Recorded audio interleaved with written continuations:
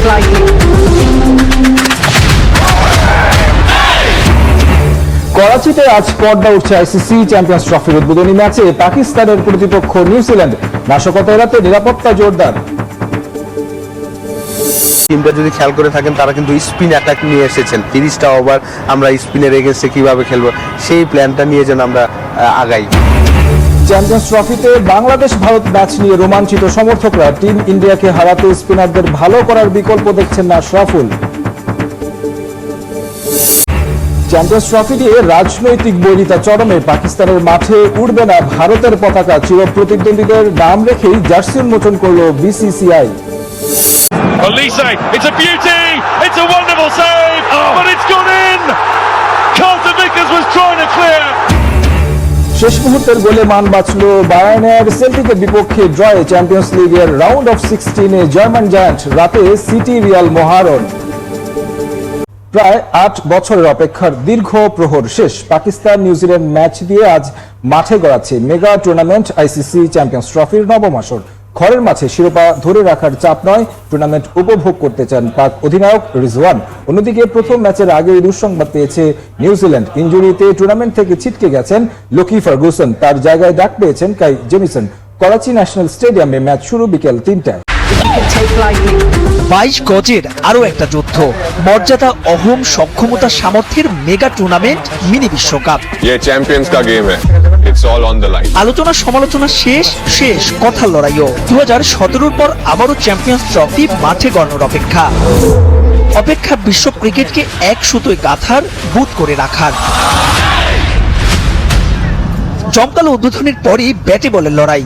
Defending champion 29 বছর পর কোন বৈশ্বিক টুর্নামেন্টের স্বাগতিক। সব মিলিয়ে পাকিস্তানের ওপর তাই পাহাড় সমচাপ। সেরা 8 দলের টুর্নামেন্টে তাই প্রথম ম্যাচে পা হরকালেই যে পড়ে যেতে হতে পারে গভীর খাদে। পাক কাপ্তান রিজওয়ান অবশ্য ওসব আমলে নিতেই নারাজ। চ্যাম্পিয়ন ট্রফি अभी आई है अल्हम्दुलिल्लाह हमारी होम में। দীর্ঘ সময় পর এত বড় টুর্নামেন্ট আমাদের মাটিতে।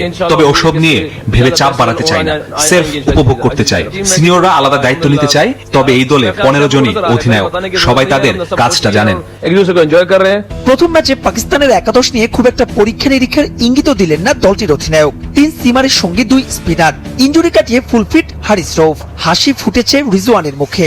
ওপেনিং এ বাবরি বাজি তার। हारिस रऊफ के हवाले से है तो পরশু হারিস 60% ফিট ছিল, গতকাল 80% আর আজ 100%। তাকে নিয়ে কোনো দুশ্চিন্তা নেই। এখন পর্যন্ত বাবরকে দিয়ে আমাদের ওপেনিং করানোর পরিকল্পনা আছে, তবে ম্যাচের আগে সিদ্ধান্ত নেব। लेना तो बाबर ही ओपन करता है। অন্যদিকে শঙ্কা আছে নিউজিল্যান্ড শিবিরে। ম্যাচটির ঠিক একদিন আগে পায়ের চোটে ছিটকে গেছেন পেসার লকি ফার্গুসন। তার পরিবর্তে কাই জেমিসনকে দলে টেনেছে ব্ল্যাক ক্যাপস। টুর্নামেন্ট শুরুর আগে জেতা ত্রিদেশীয় সিরিজ বাড়তি আত্মবিশ্বাসী করছে নিউজিল্যান্ডকে। কিউইরাও একাদশ সাজাতে পারে 3 পেসার নিয়ে। ওয়ানডেতে দু দলের এর আগের 118 সাক্ষাতে পাকিস্তানের 61 জয়ের বিপরীতে 53 ম্যাচ জিতেছে ব্ল্যাক ক্যাপস। নিউজিল্যান্ডের জয় আছে দেশটির বিপক্ষে সবশেষ 2 ম্যাচেও। তবে ওই যে পাকিস্তান যে আনপ্রেডিক্টেবল।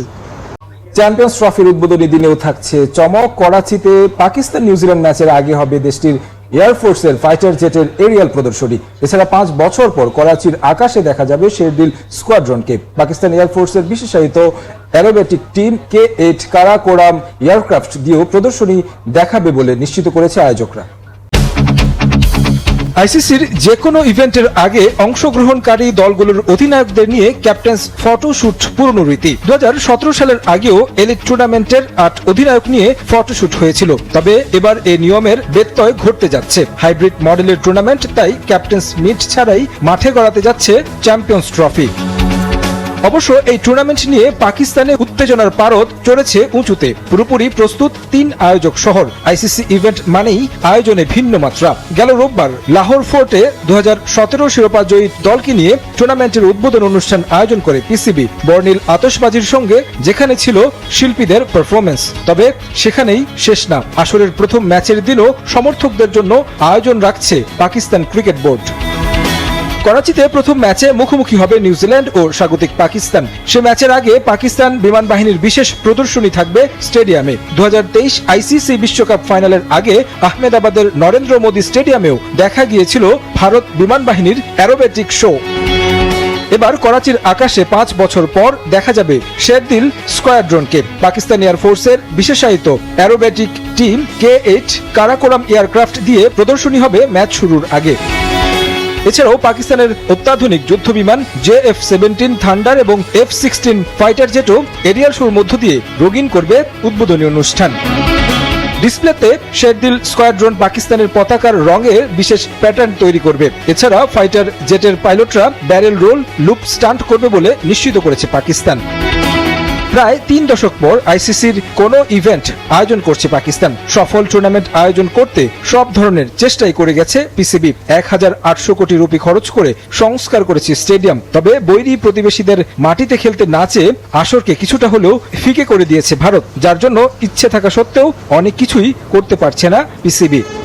একদিন বাদেই বাংলাদেশ ভারত চ্যাম্পিয়ন্স ট্রফির মহারণ। মাঠের পারফরমেন্স কিংবা শক্তিমত্তায় টাইগারদের চাইতে এগিয়ে টিম ইন্ডিয়া। তবে জসপ্রীত বুমরা না থাকায় বাড়তি সুবিধা পাবে শান্তর দল। সাবেক অধিনায়ক মোহাম্মদ আশরাফুল বলছেন, টিম ইন্ডিয়াকে হারাতে দলটির স্পিনারদের বিপক্ষে ভালো করার বিকল্প নেই। অ্যাশের মতে ভারতকে হারিয়ে দিতে পারলে পুরো টুর্নামেন্টের রং বাড়িয়ে দেবে সিমন্স শিষ্যরা।